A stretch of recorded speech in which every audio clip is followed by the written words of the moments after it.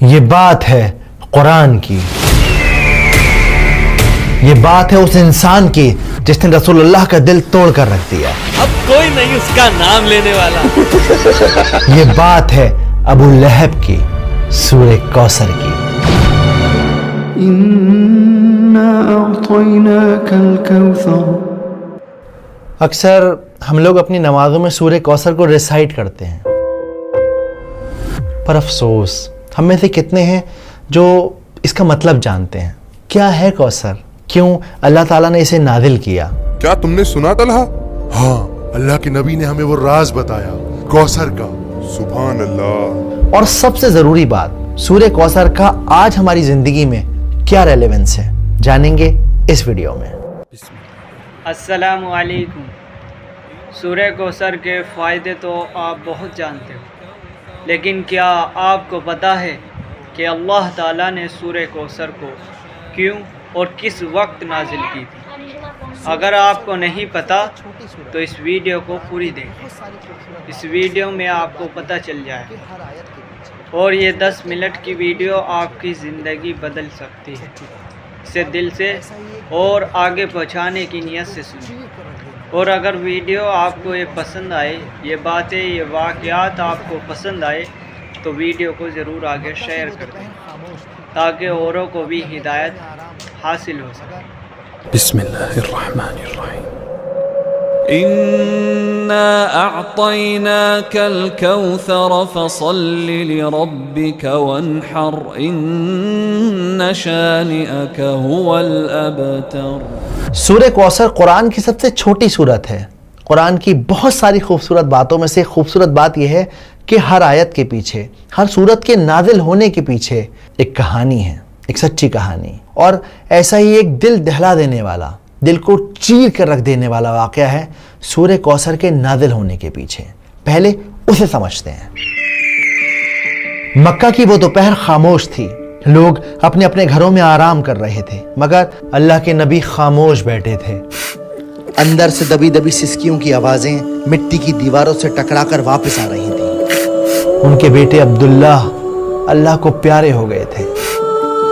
وہ ننھا سا جسم جو کل تک ان کے سینے سے لگ کر سانس لیتا تھا، اب مٹی کی گود میں تھا، مگر برابر والی دیوار سے ٹیک لگائے ایک آدمی کھڑا تھا۔ مجھے بھی بتاؤ ابو لہب، کیا معاملہ ہے؟ صبر رکھو اقبا، صبر۔ یہ آدمی اور کوئی نہیں بلکہ رسول اللہ کا چچا تھا۔ اندر سے آتی ہر سسکی اس کے چہرے کی مسکان بن رہی تھی، اور پھر وہ خوشی سے چلایا، بطیرہ محمد، بطیرہ محمد۔ ختم ہو گیا محمد کا بیٹا، ٹوٹ گیا محمد کی نسل کا سلسلہ۔ اس کی آواز نے نبی کا دل چیر کر رکھ دیا۔ غلاموں کو اس نے کھجوریں بانٹی، اپنے دوستوں کے ساتھ قہقہے لگائے اور سب سے کہتا رہا، تم نے سنا میری جان، میرے بھتیجے کی جڑ کٹ گئی، اب کوئی نہیں اس کا نام لینے والا۔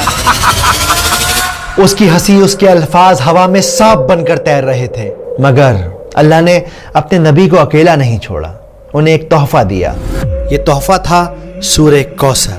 اس سورت میں اللہ نے اپنے نبی سے کہا کہ اے نبی، آپ فکر نہ کریں، ہم نے آپ کو کوثر عطا کی ہے، تو بس آپ عبادت کیجیے اپنے رب کی، اور وہ جو آپ کو بار بار بطیرہ محمد کہتا ہے کہ محمد کی جڑ کٹ گئی، نسل کٹ گئی، اصل میں ان کی نسل ختم ہو جائے گی۔ اللہ کے نبی کے چہرے پر مسکان آ گئی۔ دن ڈھل گیا، ابو جہل بے وقوفوں کی طرح ہنستا رہا۔ اسے کیا خبر کہ اللہ نے اسے جیتے جی برباد کر دیا۔ نسل کٹ گئی۔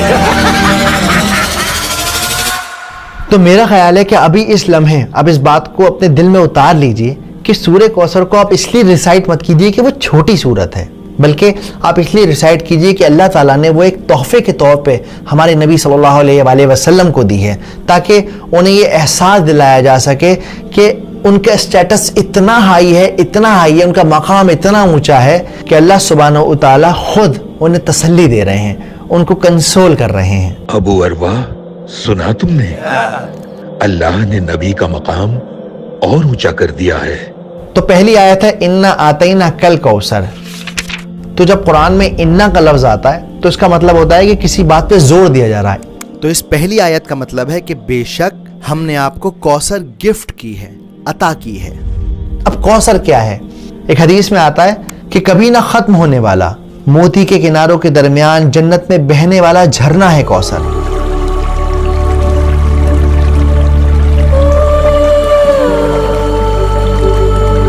جس کا پانی برف سے ٹھنڈا ہے، جس کا پانی شہد سے میٹھا ہے اور جس کا پانی دودھ سے زیادہ سفید ہے، وہ ہے کوثر. اب یہاں پر آتینا کا جو لفظ ہے اس کا مطلب ہوتا ہے تحفہ دینا، گفٹ دینا. اگر آپ آج کے ماڈرن دور میں سائیکولوجیکلی دیکھیں تو دنیا میں انسان کسی بھی انسان کو 7 وجہوں سے گفٹ دیتا ہے. صرف 7 ریزن ہے جس کی وجہ سے ہم ایک دوسرے کو تحفے دیتے ہیں. جیسے کسی سے کام نکلوانا ہو، کسی کی شادی ہو، کوئی فیسٹیول ہو، یا پھر کسی کے ساتھ تعلقات مینٹین کرنے ہو، یا کسی نے کوئی اچھا کام کیا ہو تو شاباشی دینے کے لیے آپ تحفہ دیتے ہیں. لیکن اللہ سبحانہ و تعالیٰ یہاں پر آپ صلی اللہ علیہ وآلہ وسلم کو جو تحفہ دے رہے ہیں وہ تحفہ اس وجہ سے دے رہے ہیں کہ وہ انہیں امپورٹنس فیل کرانا چاہتے ہیں کہ ساری کائنات میں آپ بہت زیادہ امپورٹنٹ ہیں، اتنے امپورٹنٹ ہیں کہ اللہ رب العزہ آپ کو خود کنسول کر رہے ہیں، آپ کا مقام اونچا کر رہے ہیں.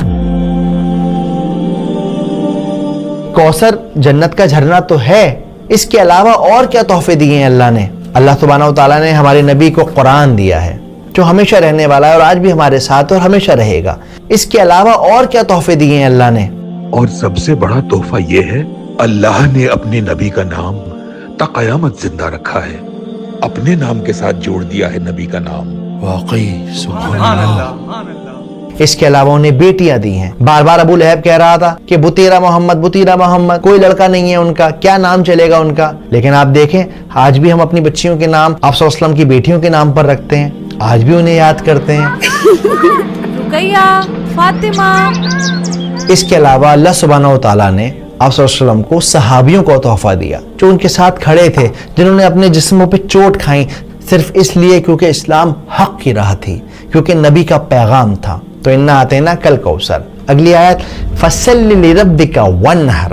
تو اب جب ہم نے آپ کو تحفہ دے دیا ہے تو آپ کو کیا کرنا چاہیے؟ آپ کو چاہیے کہ اپنے رب کی عبادت کریں اور قربانی کریں. دیکھو جنرلی دنیا میں 2 طرح کی عبادتیں ہوتی ہیں. ایک ہوتی ہے پرائیویٹ عبادت، ایک ہوتی ہے پبلک عبادت. پرائیویٹ عبادت کیا ہے؟ نماز پڑھنا، تہجد پڑھنا. پبلک عبادت کیا ہے؟ قربانی کرنا، اس کا گوشت لوگوں میں بانٹنا، لوگوں کی مدد کرنا. تو اللہ سبحانہ و تعالیٰ اس آیت کے اندر ان دونوں عبادتوں کا ذکر کر رہے ہیں. اب یہاں پر یہ جو ونہر کا لفظ ہے اس کا مطلب ہوتا ہے قربانی دینا. اسی لیے عید الاضحیٰ کے دن کو یعنی کہ بقرعید کے دن کو یوم النحر بھی کہا جاتا ہے، یعنی قربانی کا دن. تو فصلی لربک وانحر، عبادت کیجئے اور قربانی کیجئے. اور تیسری آیت ہے ان شانیک هو الابتر. اسکالر کہتے ہیں کہ جو شانیہ کا جو لفظ ہے، شانیہ اس کا مطلب ہوتا ہے دشمنی، لیکن ایسی دشمنی کہ انسان اس کے اندر اپنی عقل کھو دے، اس کا دماغ کام کرنا بند کر جائے. اب آپ نوٹ کریے اللہ کے رسول کے گھر میں ایک انتقال ہو گیا ہے، لیکن یہ ابو لہب یہ مذاق اڑا رہا ہے، مٹھائیاں بانٹ رہا ہے. اس کی عقل نے کام کرنا بالکل بند کر دیا. ایک انسان کی جو بیسک ہیومینٹی ہوتی ہے وہ اس کی عقل کام نہیں کر رہی. اس کی آج کے دور میں مثال ہے جو اسرائیل کر رہا ہے، چھوٹے چھوٹے بچوں کو مارنا، بوڑھوں کو مارنا، لوگ کھانا لینے آ رہے ہیں انہیں ختم کر دینا. تو یہ شانیہ کا والی نفرت ہے، ایسی نفرت ہے جس میں انسان کا دماغ کام نہیں کرتا، وہ اپنے غرور، اپنے جنون، اپنے ایگو میں رہتا ہے. تو اللہ تعالیٰ کیا کہتے ہیں؟ اِنَّ شَانِئَكَ هُوَ الْأَبْتَرُ. اور یہ لوگ جو آپ کو کہتے تھے کہ آپ ابتر ہو جائیں گے، آپ کا نام نہیں چلے گا، کوئی آپ کو نہیں پوچھے گا، وہ خود ابتر ہو گئے. وہ جس کی جڑ کٹ گئی، جس کی نسل ختم ہو گئی، جو برباد ہو گیا، جس کو کوئی پوچھنے والا نہیں ہے. اور جو اس بات کا ثبوت ہے کہ رسول اللہ کو ساری دنیا جانتی ہے اور ابو لہب کو ہم لوگ جانتے ہیں، لیکن لعنت کے ساتھ اس کا نام لیتے ہیں.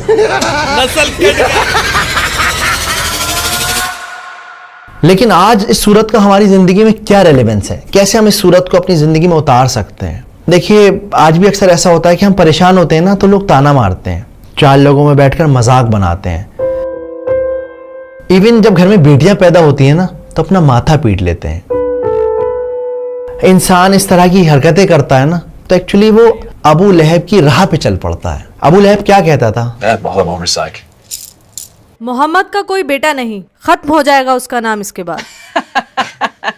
اس کی سوچ یہ تھی کہ انسان کی جو نسل ہے وہ صرف اور صرف لڑکے سے چلتی ہے. ہمارے معاشرے میں آج کتنے ایسے لوگ ہیں جو اس طرح کی باتیں سوچتے ہیں, بیٹیوں کو بوجھ سمجھتے ہیں, لڑکوں سے اپنے خاندان اور نسل کو چلانے کی کوشش کرتے ہیں. انہیں لگتا ہے میرا خاندان تو جب ہی چلے گا جب میرے گھر میں لڑکا پیدا ہو جائے گا, چاہے اس خاندان کو محلے کے باہر کوئی جانتا نہ ہو, شہر کے باہر کسی کو پتہ بھی نہ ہو اس خاندان کے بارے میں, لیکن چاہیے صاحب لڑکا ہی لڑکا. تو اس لیے اس طرح کی سوچ سے بچیں, قرآن کو مطلب کے ساتھ سمجھیں, اور جب کوئی پریشان ہو تو اسے تسلی دیں, اسے کمفرٹ کریں.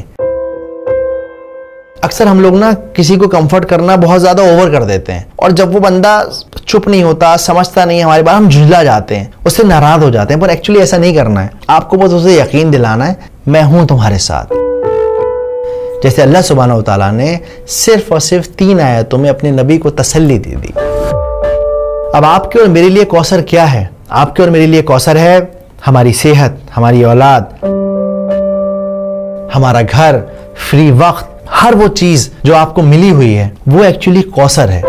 ورنہ ذرا باہر نکل کے دیکھیے, لوگوں کی صبح اسپتالوں کی لائن میں ہو رہی ہے, لوگوں کی شامیں قبرستان میں فاتحہ پڑھتے ہوئے گزر رہی ہیں.